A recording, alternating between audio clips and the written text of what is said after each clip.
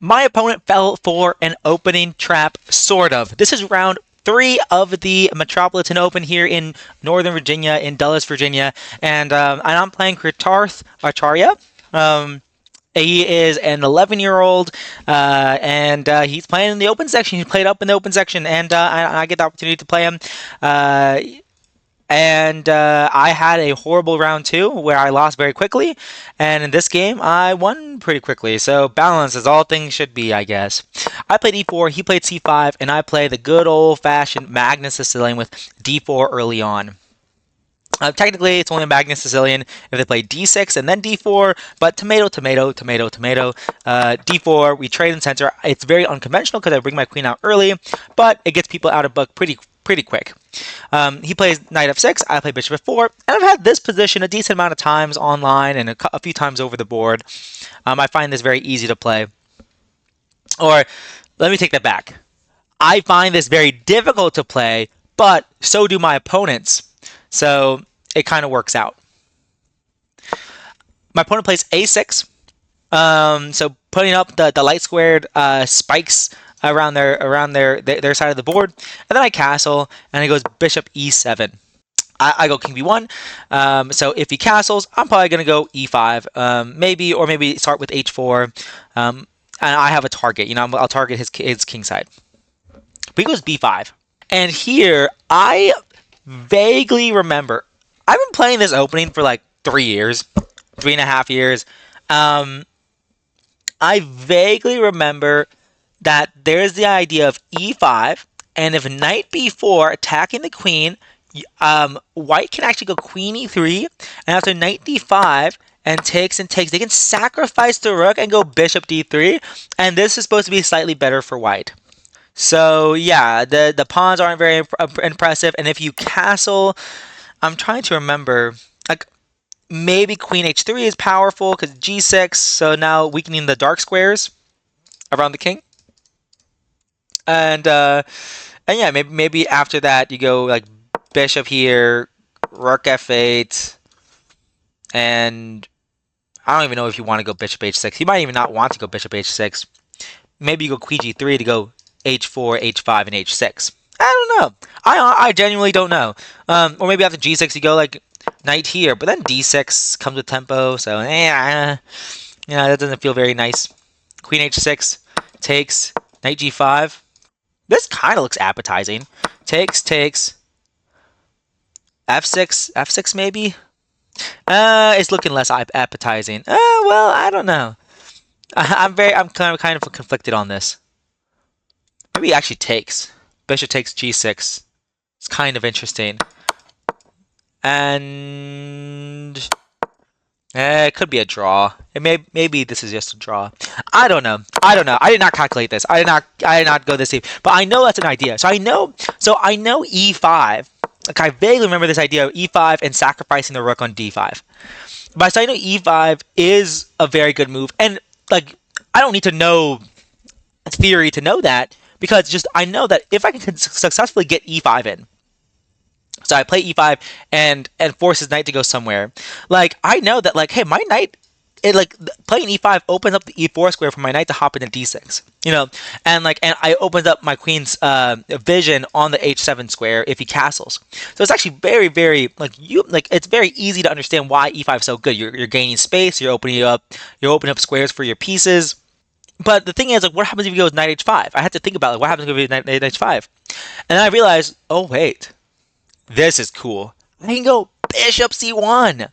So if you castle, then g4 traps the knight on h5. Well, that's cool. Okay. Well, what if you take the pawn on e5? Queen e4 is a fork, but the knight can block the attack on the rook.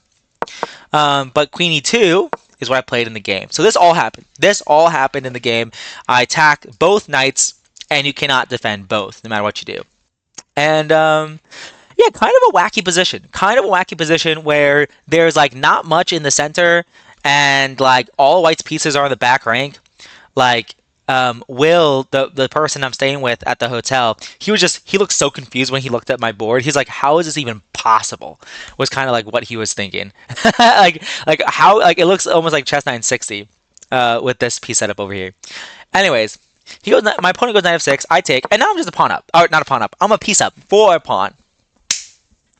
So, um, so I guess it is an opening trap in some sense, but usually I associate opening traps with like people knowing about the idea before the game. I did not know about this idea of going bishop c1 and queen e2 to fork before the game, but it was easy enough to find over the board. After d5, I played bishop d3, and I thought about playing bishop f4 for the longest time. And I was like, yeah, maybe this is good. But then I was like, wait a second, it's b4. And if I go knight a4, there's queen a5, attacking the knight. My knight can't move anywhere. If I go b3, my dark squares get weak. Okay. Because my main idea was that, like, if you go, like, bishop b7 here, queen c7 would force a trade of queens, and since I'm up a piece, this is very good for me. That was kind of my idea. I was like, okay, this seems pretty straightforward, not too bad. But then I was like, and it also stopped bishop d6, because he can go bishop d6 on the next move, so if I play bishop f4, he can't do it. But then I was like, oh, wait, he can go b4. If I don't want to go knight a4, I can go knight e2, but then there's knight g4, and knight g4, I go queen d4 to defend the pawn, but then bishop f6. Then I can go bishop queen c5 to keep guard of this pawn. But I was like, is this really okay? Like, is this actually okay? Like, isn't this e5? And like, wait, what is happening here? Maybe this is okay, but this seemed like more than I wanted to calculate. And it is definitely more than I want to calculate. I don't want to. This seems more complicated than it needs to be. Let me just develop a piece. I develop my bishop, and if he wants to go bishop d6, that's fine. I'll just go queen back to e1 probably, and then play knight f3. So then I leave the e2 square open for my knight. Seems simple enough to me. But he goes bishop e7, kind of x-raying this g2 pawn and the rook on h1. And then I go knight f3, just continuing developing. Now he castles, and now I go bishop g5. So my moves are very, very simple. Develop, develop, develop. You know, at a high level, it's very easy to find. I did think for 10 minutes on bishop g5, though, because I was actually wondering, like, well, what happens if he plays h6? If he plays h6, then, you know, if I take and he takes and I go queen e1, I'm like, ooh, this says, oh my gosh, wait, hold up. He's getting pressure. I'm sure this has to be winning for white. This has to still be winning for white. I mean, there's probably no issues here. However, it was like, this is more counterplay than I want. So even though I'm trading pieces, do I really want to give him the bishop pair and have his bishop be on this really nice diagonal towards my king? No. I don't want to do that. So that's why if he did play h6, I was thinking about playing h4, and this was the main thing I was thinking. h4 here, h4, and if you ever go bishop d6, I can take, and if you take, I damaged your king side structure, and if you take my queen, then I can take your rook. If you take my knight, I can move my bishop out of the way, and after bishop f6, I'm still up a piece for a pawn, and I'm doing quite good. And also I could also just go back with the queen and just maintain this pin. And if you ever do take my bishop, I can attack your knight here, and there's not much you can do. If you go knight e4, I'll just take and take again, and actually, yeah, take again. And if a bishop takes, queen takes, there's this, and there's this, and there's really not much black can do if I open up the H file. So even if you take if you take the bishop immediately, not much changes. Go knight g4, attacking the queen. I can probably go check on with my rook and take the bishop, or take the knight. I mean, at a bare minimum. If not, do something even better. Maybe there's something even better here than that. Like, for example, maybe you can go queen g3 here. Maybe that's even better. I don't really know. I think probably just going check and winning the knight's probably good enough. So yeah. So I thought that was a very neat idea, but he didn't play h6. He played rook c8. Now I'm like, okay, I'm gonna go queen g3. And so now, you know, my queen actually doesn't belong in e5. I think it belongs more on h4. And now I'm going to be threatening bishop takes h6 and queen takes h7 checkmate. So for example, if you just go like queen I don't even know what move to play. Let's say a5. Just a random move. Queen h4. So now bishop takes h6 is a threat, or bishop takes f6 is a threat, I should say. Then after h6, I might be able just to take. I have to worry about discovered attacks, Like, for example, knight e4. Knight e4 is interesting. Maybe then I could play queen g4, threatening mate. And if knight, and I'm still threatening the knight as well. If knight f, you can't go knight f6 because it would be mate. So this is probably winning enough. Bishop f6, then I can take, discovered attack. This should be very much winning. So so that was the kind of like the last idea that I had. Queen g3 to go queen h4, and bada bing bada bang, it's crisscross applesauce the king, and I'm going to be doing quite good. So rook c8, queen g4, and now he goes knight h5, forcing trades. He goes h6, forcing more trades, and we trade again. Now I play h4, activating my rook. He obliges. I thought he might push here.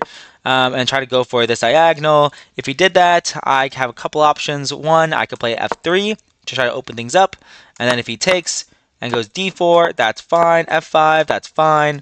Everything's defended, so I wasn't really worried. But he actually takes, so he does a trade, and now g6 here. I would love to double up, but he's going to go king g7 and walk out the window. I don't want him to walk out the window. I want to constrict him, so I play g5 here, stopping the king from moving out of the house, and doubling up on the h file. And he trades. And he trades again, which I'm happy to do because I'm up material. When you're up material, you want to trade pieces, not pawns. If we get rid of all the pawns, I'm down a pawn actually. So he would have one pawn and a bishop versus my knight and bishop. That would not be good for me. But you know, trading pieces is very good because that means the pieces that you do have, the extra piece that you have. So as you trade more pieces, this knight is more felt with all the other pieces off the board, as we'll see in the game. So I played f4, just restricting the dark squares on his pawn structure. He goes king g7. I start bringing my king forward, and he tries to break apart the pawns here.